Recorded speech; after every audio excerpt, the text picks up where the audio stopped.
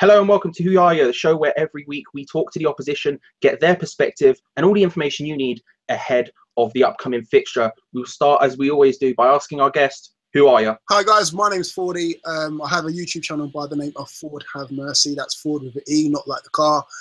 I'm a die-hard Newcastle United fan, although I don't sound like it. I know I'm from London, but I'm a Newcastle United fan through and through, and I've even got the shirts and the loyalty to prove it as well. So nice to meet you, and hopefully we can get some more information on your side as well as obviously my side of things as well. So let's start by talking about Rafa Benitez. We tried to get him as a manager when we were going through the process of getting Bilic. He chose Real Madrid because, you know, why would you choose Real Madrid over West Ham? It's a mystery to everyone, but he did. He's now with you lot. He went down with you, stayed, I think, to many people's surprise, got you back up at the first time of asking. What do you think of Rafa as a manager and in general? What do you think about him sort of in relation to Newcastle, and is he the right man for you this season? I think, first off, Rafa Benitez is an absolute legend. He's our saviour. You know, we all bang on about he's the best thing since Bobby Robson and Kevin Keegan, and he's not let us down as of yet. You know, what he did for us last season, with his pedigree, with his CV, he didn't have any loyalty to us, or didn't need to have any loyalty to us, should I say.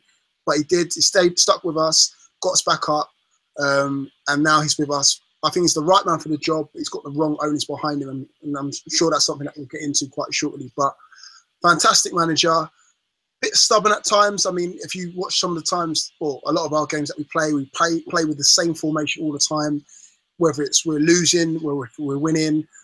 That's something that needs to change, because I think we'll come unstuck, because towards the latter end of last season, we barely won the championship. I mean, we won it on the last day, for goodness sake. So again, that shows it. But all in all, fantastic manager. He's lifted the city as well, not just the club, but the city as well. Everyone's got more belief. A lot more fans are going to the game now, and a lot more fans are behind them as well. And seeing the way that we've started as well, you know, we've lost the first 2 games. Any other manager, fans have been on his back. But because it's Rafa Benitez, everyone's right behind him, and rightfully so, because he's given us so much hope and so much life back into this football club. You did really well last season, up to an extent. You said you started to struggle towards the end, but let's be honest, you did win the whole division. We had to come up twice through the playoffs the last 2 times, so it's nothing to be sniffed at as so often. But you were the top goal scorers last year in the division. You had the best goal difference. Yet this season you've struggled. You haven't scored yet.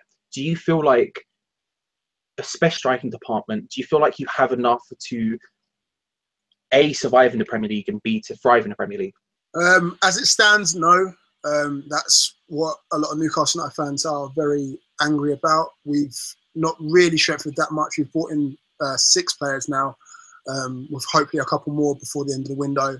But as it stands, I don't think we have enough. I mean, it just goes to show against the likes of Huddersfield, who we came up with.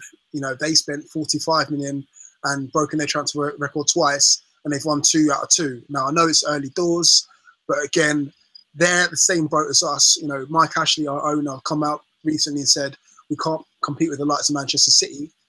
We just want to compete with the likes of Huddersfield Town. And again, for a team that's just come into the Premier League, their first season in, and they're outspending us. But there's a lot more stuff behind it. You know, we kind of overspent in the Championship, and now we're struggling to get rid of those sort of players. So now we've got Championship players in the Premier League, and they're on a high money for what they're, you know, giving us. So we're kind of in a catch-22 at the moment. Let's move slightly into more positive territory. What are your strengths as a team? What are we going to have to be really wary of? Who are your key players? Key players, well, one of our key players is out, John Joe Shelby, as you've probably seen the red card that he got against Spurs. So that's one less player to worry about. So thanks for that, John Joe. But our other key players, Matt Ritchie, again on the wing, just can run for days. He's a really tough worker, tiresome worker. So he's one to watch. Also, I'd have to say probably Dwight Gale. At the moment, he's not on form at the moment. I think he's carrying a slight injury. I don't think he's going to play in the Carabao Cup against Nottingham Forest, so hopefully he'll be rested for that. And then the rest of them, everyone's okay. Like, they're not world beaters, but they're okay. You know, Atsu had a really good game against Spurs, but it went missing against Huddersfield. Defence is okay.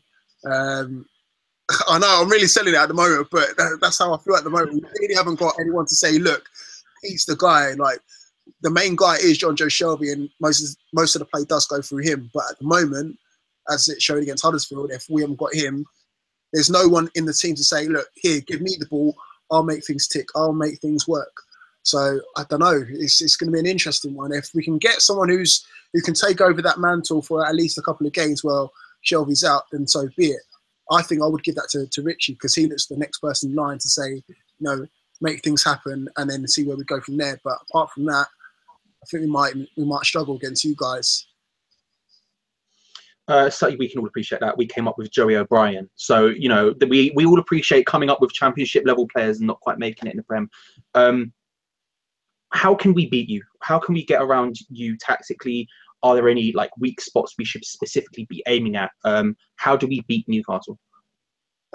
Well, we've had this problem quite a few times. It's just the long ball tactic, and we've struggled to deal with it. A lot of the time, it's the case of we can't deal with throw-ins, free kicks, basically any set plays, basically. So that's the main thing. If Carroll's fit, he would be, obviously he's one of us, but at the same time he'll be our arch nemesis. So again, I would suggest getting him up top, getting the balls into him and then making it work that way.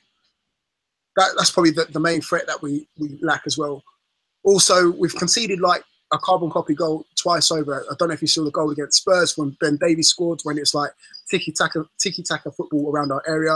And then the goal against Huddersfield Town, pretty much the same thing as well. We're just not on the ball. So we tend to concede, quite early on after the first half. So those are our tactics that we need to flipping work on, really, because otherwise we're going to be down shit's creek with no paddle, as they say. Excuse my language. Yeah, I wouldn't worry too much. Carroll's never fit and never will be. That's just Andy Carroll. That's the way he is. And we'll have him back. Well, honest, I genuinely think he's probably going to leave at some point, and it's probably going to be to Newcastle, and then you're going to see the exact same thing. The boy just has no ankles. We love him, but he's ankleless. What do you think your lineup's going to be? What's your predicted 11, and what kind of tactics are you going to be playing? Well, this is pretty straightforward, really. It's Rafa Benitez. He doesn't really have surprises. Formation is the same all the time. 4-2-3-1.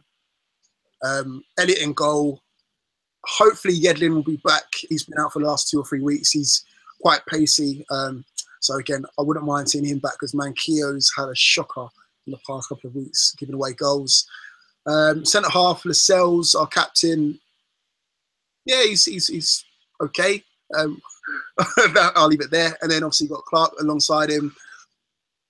Paul Dummett hopefully will be back by then. If not, it'll probably be Mbemba, which is a bit of a shocker, really, playing someone out of position. I hate square pegs around holes. I really do hate it, but needs must and all that. And then in midfield, Rich, as I said, on the right, Attu probably on the left, and then Hayden, Mikel Merino, who's signed on loan from Borussia Dortmund, in the middle. And then up top, Ayoze Perez. Yeah, Ayoze Perez, and probably Gal as well.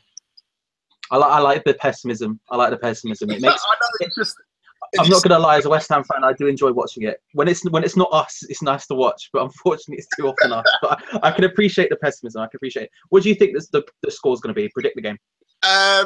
Realistically, I would take a 1-1 draw. Anything or a low defeat, so I don't want to get embarrassed. But again, we're at home, so we should be going for it, really. We need points on the board, so I don't know. You know what? I'm going to put my neck out on the line. 2-0 win. Go for it. We're 2-0 win. But I'll definitely take a 1-1 draw. I love it. I love it. From pessimism to optimism, I absolutely love it. I will say you've probably not got that much to worry about. We are West Ham United. Thank you very much for doing this. We really appreciate it. How can people find all of your stuff? You can find me on YouTube, FordeHaveMercy. That's Ford with an E, Have Mercy on YouTube. And I'm also on Twitter, with the same handle as well.